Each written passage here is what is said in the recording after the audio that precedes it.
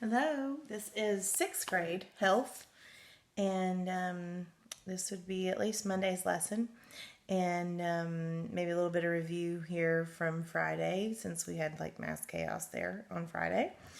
Um, so let's talk about if you get stung by a bee, then if you're not allergic to bee, it's just painful. And you should remove a finger as quick. A finger. Don't remove a finger. You should remove a stinger as quickly as possible, usually with something that doesn't squeeze the venom. Like if there's a stinger in it, it's got some venom in there, and you don't want to squeeze more venom in your arm or wherever you've been stung. So you want to take a credit card or something like that and kind of just try to rub it over it and get it out in that way. Tweezers are really not very good because they like pinch and squeeze that venom back in there. Obviously, you really don't know if you're allergic to bees unless you've been stung twice and to that kind of bee. And some bees might be allergic to, some people may be allergic to wasps. Some people may be allergic only to honeybees. It just depends on what the person has a reaction to.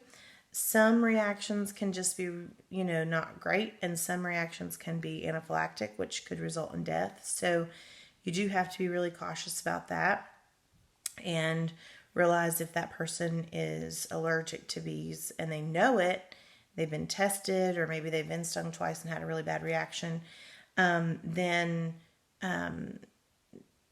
you want to make sure that you have a EpiPen with you, especially if you're outside somewhere or something like that.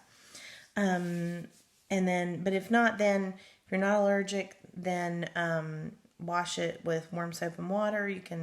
There's all kinds of like old wives' tales, like that they say, put meat tenderizer on it, put alcohol on it, put all kinds, just all kinds of different things. So you can figure out, probably from grandma or whatever. My mom always took baking soda and water and made a little paste out of it and put it on there and let it set. That's what we did.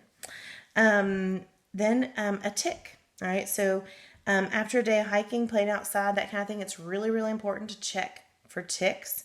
In the book, it shows you a picture of how to try to remove the tick without squeezing. Again, you don't want to, it has basically went to one host, and it might contract something from that host. So it might get Lyme disease from an animal of some sort, and then, or a person, whatever, and then get on you, and you don't want to squeeze that into their body fluids or whatever into your arm or into your body fluids. So make sure you remove it, then wash it with some alcohol to get anything else left or whatever. If you have any kind of reaction, honestly, I just say if you know that tick's been on there and it actually like embedded a little bit there in your skin, talk to your mom and dad and have them even call a doctor, just because they can do like a 1 day I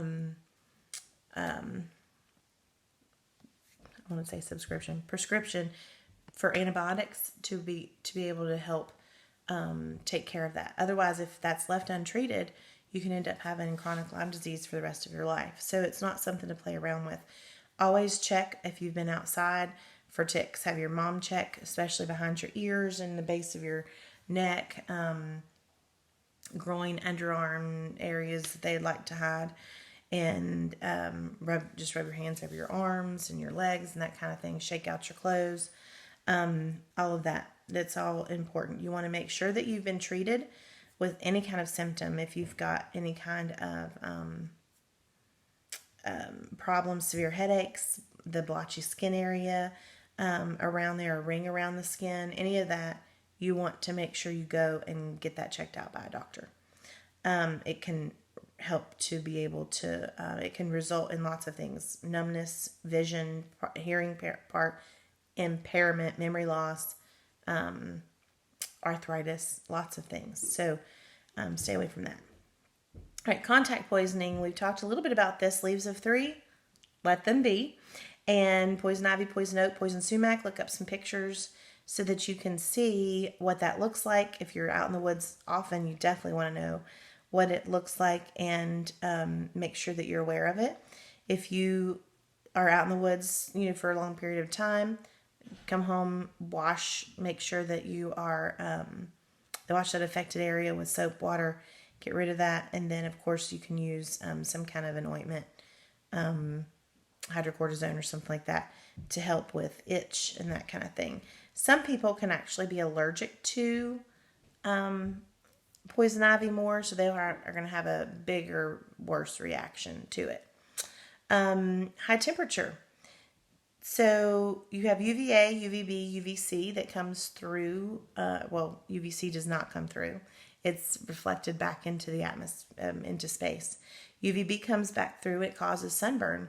UVA comes through the ozone layer and pretty much unharmed. So you definitely want to be cautious. Make sure you're wearing lots of sunscreen out there in the sun, and always drink lots and lots of fluids, lots of water before and after, and then maybe even like a Gatorade or Powerade or something afterwards. We've talked about that. Don't overdo the Gatorade. It's really, really high in sodium.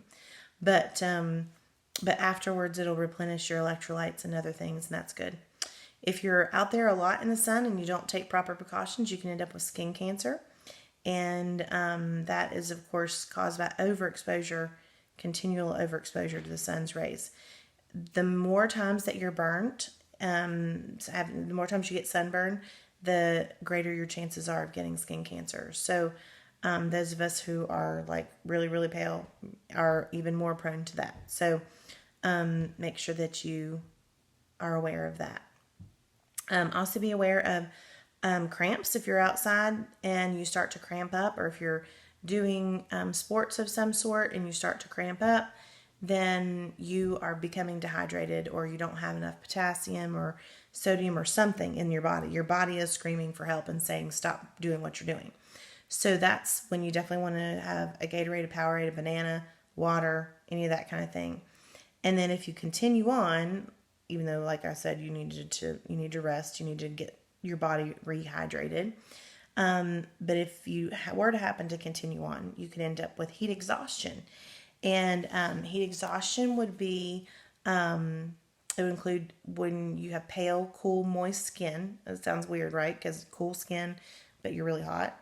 A headache, nausea, dizziness. You need to get into a cool area. You need to drink lots of water, and not all at one time. Just sit there and sip on water, sip on all of that, and then literally for the rest of the day, be cautious about going back out into that. Cool wet cloths on your skin will help to cool you down, but you don't want to put ice on it. You don't want to drink like really ice water, because you don't want your body to like be shocked all of a sudden. You want to be able to sometimes heat exhaustion can raise your body temperature to where it's really dangerous. So you don't want to do that. And then if you still continue on and you end up with what they call heat stroke. This is where heat exhaustion, you're still sweating, you have pale, moist, wet skin. But for heat stroke, you have literally exhausted all of your body's fluids, and now you can no longer sweat. And so heat stroke can cause your sweat glands, they aren't functioning properly at all. It traps the heat inside of your body. Your body temperature can go anywhere from 103 to 110 degrees, and it's very, very dangerous. It's a life-threatening condition that you do not want to play around with at all. So some warning signs would be hot, flush, red, dry skin.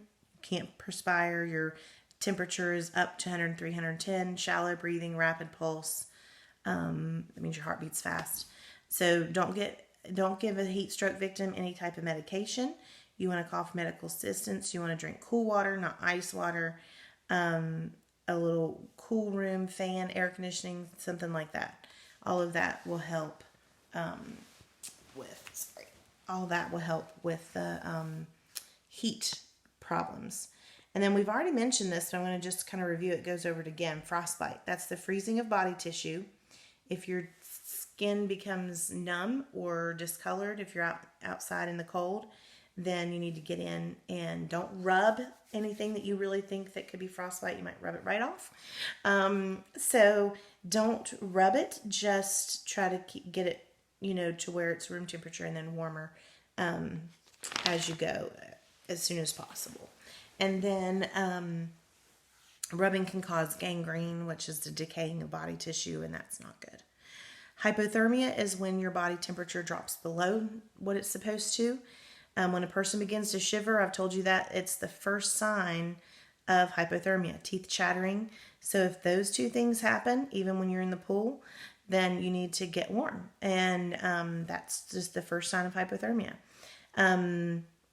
And then, of course, again, warm fluids and getting wet clothes off and putting on something dry and warm will help you, of course, to avoid hypothermia. All right, so review those bold terms, read through these pages that I told you to read through, and then that will really help you.